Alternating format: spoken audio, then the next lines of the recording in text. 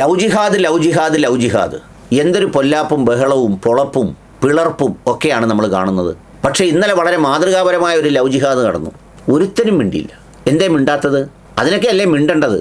നമ്മൾ സാധാരണ പറയത്തില്ലേ, ദുർബലനോടല്ല കളിക്കേണ്ടത്, കരുത്തുള്ളവനോടാണ് കളിക്കേണ്ടത്. ഏതാണ് ആ ലവ് ജിഹാദ്? 62 63 വയസ്സുള്ള അമീർ ഖാൻ ഇന്നലെ ഗൗരിയെ വിവാഹം കഴിച്ചു.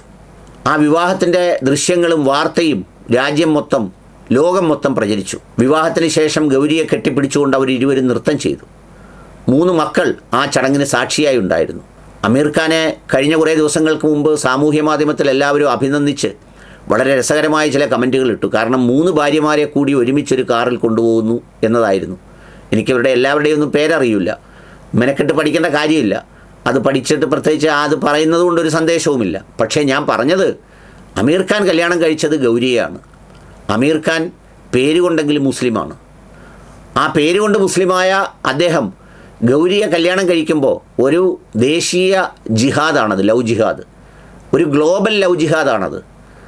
യഥാർത്ഥത്തിൽ ആ സന്ദേശമാണ് സർക്കാർ. നടന്നത് യു പിയിലോ മഹാരാഷ്ട്രയിലോ എങ്ങാനാണ്. രണ്ടുപേരെ അറസ്റ്റ് ചെയ്യണ്ടേ? രണ്ടുപേരെയും ജയിലിലടയ്ക്കണ്ടേ? പാവപ്പെട്ടവൻ്റെ ഏതെങ്കിലും മക്കൾ ഇങ്ങനെയൊക്കെ ചാടിപ്പോയാൽ, അല്ലെങ്കിൽ അവർ പ്രണയത്തിൽ അകപ്പെട്ടാൽ, പെട്ടുപോയാൽ അവരുടെ വീടിടിച്ച് നികർത്തുക, കുടുംബത്തെ മുഴുവൻ കേസെടുക്കുക, ഇത്തരം കാര്യങ്ങളൊക്കെ ചെയ്യുന്നവർ എന്താണ് അമീർ ഖാൻ ഇളവ് കൊടുക്കുന്നത്? അമീർ ഖാൻ ആരാ?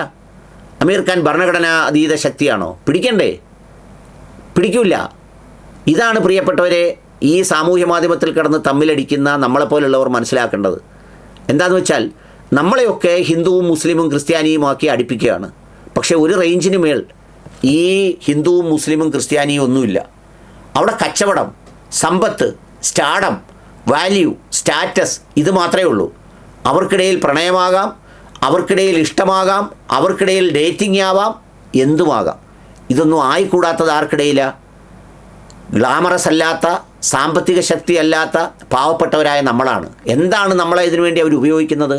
നമ്മൾ വെറും കഴുതകളായതുകൊണ്ട് തന്നെയാണ്. നമ്മളിത് കണ്ട് ചാടി വീഴൂലേ? ആരെങ്കിലും ലവ് ജിഹാദ് എന്ന് പറയുമ്പോൾ ഉടനെ ചാടി പുറപ്പെടും. എടാ പോയോ പോട്ടെ, അവൻ അനുഭവിക്കട്ടെ. അവനിപ്പോൾ അങ്ങനെ പോയി നാളെ മുതൽ അനുഭവിക്കുന്നതിന് നമ്മളാരെങ്കിലും ചിലവിന് കൊടുക്കണോ? അപ്പോൾ അതുകൊണ്ട് ഈ അമീർ ഖാൻ്റെയും ഗൗരിയുടെയും വിഷയം ഒരു വലിയ വിഷയമായിട്ട് എടുക്കേണ്ടതാണ്. അതിൽ വ്ളോഗ് ചെയ്യുന്നവരെല്ലാം അതിനെക്കുറിച്ച് പറയേണ്ടതാണ്.